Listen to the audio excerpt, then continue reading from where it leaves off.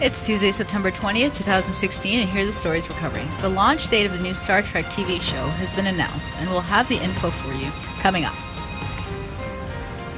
T-Mobile is urgently warning iPhone users not to upgrade to the new iOS 10. A safe mode exploit in Microsoft Windows lets a hacker gain access to your network, and Microsoft will likely not be fixing it.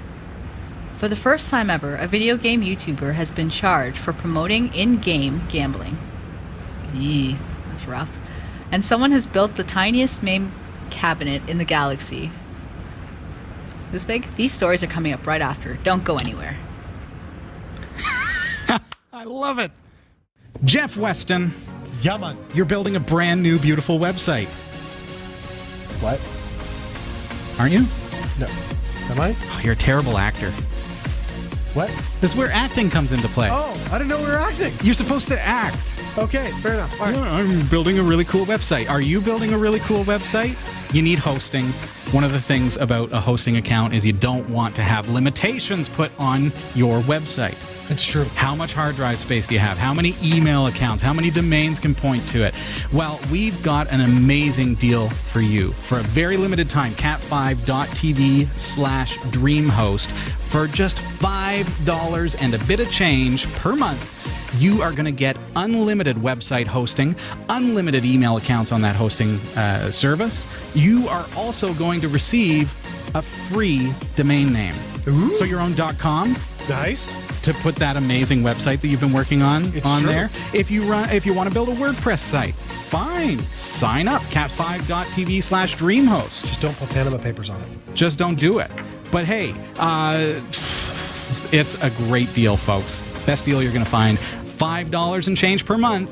Go to cat5.tv/dreamhost. The new Star Trek television series, called Star Trek Discovery, has had its launch date bumped back a couple... See, it doesn't work. In May of next year. It was announced Wednesday afternoon by CBS All Access. The new premiere date is driven by the creative team behalf that this will give the show appropriate time for delivery of the highest quality premium edition of the first new Star Trek television series in more than a decade. Executive producers Alex Kurtzman and Brian Fuller said in a joint statement, bringing Star Trek back to television carries responsibility and a mission to connect fans and newcomers alike to the series that has fed our imagination since childhood. We aim to dream big and deliver. That means making sure the demands of physical and post-production for a show that takes place entirely in space and the needs to meet the air date don't result in a compromised quality before heading into production. We evaluate these realities with our partners at CBS, and they agree. Star Trek deserves the very best. These extra few months will help us achieve a vision that we can all be proud of. Star Trek Discovery is coming to CBS All Access in May 2017, following the premiere of the CBS television network, and will be distributed concurrently on Netflix in 188 countries and through the Bell Media in Canada. Wait, you've got it paused.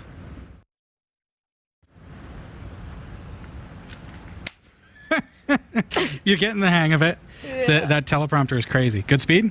Yeah, decent. Okay. Back to you. Do not install. Yep. Do not install... Wait, am I live? Do not install Apple's new iOS 10 on your iPhone 6, 6 Plus, or SE, warns T-Mobile US, or you'll mess up your connectivity. On Thursday, the American Cell Network blasted out its text to its subscribers, urging them to hold off on upgrading, and has tweeted publicly to raise the alarm, telling people to stay away from the software. This is because some iPhones running iOS 10 can't maintain stable links to the cellular network, causing calls to drop and the mobile internet connection to flake out. If you've put the new code on your headset and you've been affected by the signal problems, that can turn the thing on and off as a temporary fix. Alternately, switching in and out of plane modes may also work. T-Mobile is firmly blaming Apple for the issue, even though it's been suggested that T-Mobile's carrier software update is causing the problem. A customer rep said it's iOS 10 issue and Apple is working on fixing the problem. We hope to have that fixed very soon. Security research Citron name has cooked an attack that views Windows 10's safe mode to help hackers steal logins. Yee.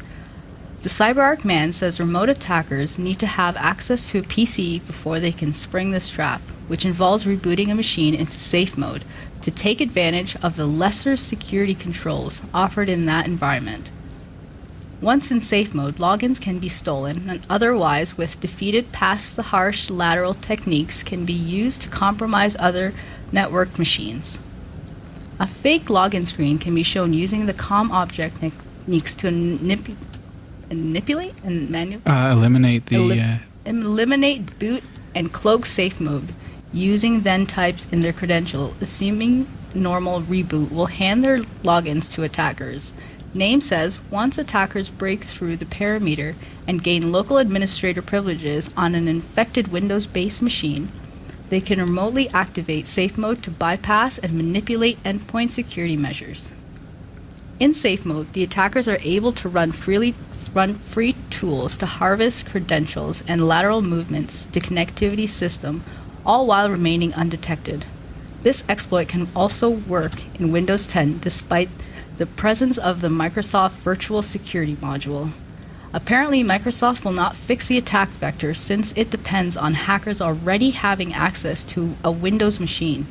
Two men have... Can we just take a quick moment there? So what Shelley's talking about is that hackers are able to get into your system on Microsoft Windows if they've first gained access to it. And Microsoft's not going to fix it because they're saying, well, they have to have access to the system. But that's where all these phishing scams, to me, make, that gets kind of scary, because you think about the folks that fall for the phone call that says, hey, I'm Microsoft and we've detected a problem on your computer. We need to remote in and gain access to your system to fix it for you. Well, Microsoft has to admit that this is a problem and that the phishing scams are a real thing. But not only that, we've talked in the past about people installing modems, routers.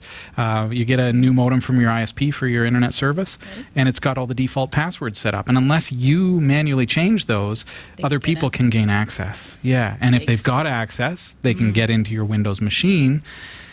And Microsoft says, or at least the theory is that Microsoft will not fix it because it's not a problem outside of someone having actual access to the computer. Well, it starts with that initial access. So where does it begin? So it's all about secure, make sure that you're safe by being careful. If you get those calls, if you get those phishing scam emails, don't click on them. Don't take the call. Okay. Back to you, Shell. Who is this? This guy appeared in court. And charged offenses under the Gambling Act in what is believed to be the first prosecution involving betting on video games. Wow.